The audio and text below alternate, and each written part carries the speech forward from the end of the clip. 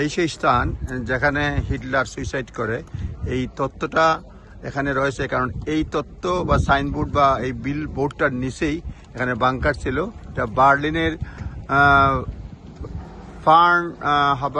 Fern bunker, German লেখা। এখানেই সে suicide করে 1945 সালের 30 এপ্রিল। যখন দেখলো সোভিয়েত বাহিনী কাছে তার আত্মসমর্পণ করা গতি নাই, সেজন্য সে সুইসাইড করে। এবং তার একদিন আগেই খুব সম্ভবত তার স্ত্রী ইভা ব্রাউনিয়াকে সে বিয়ে করে। তার সুইসাইডের পরে সে গুলিতে সুইসাইড করে, নিজেকে গুলি করে।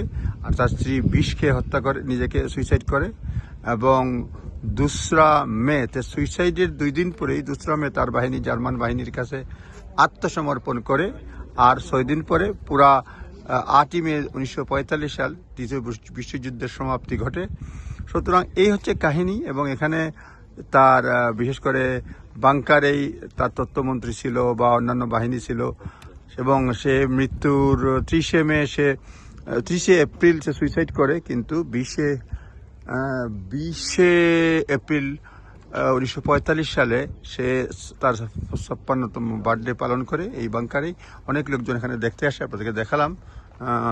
এখানে প্রতিদিন শত শত মানুষ আসে, টুরিস্টরা আসে দেখার জন্য, জানার জন্য। আপনাদের সঙ্গে শেয়ার করলাম। ধন্যবাদ। আসসালামু আলাইকুম।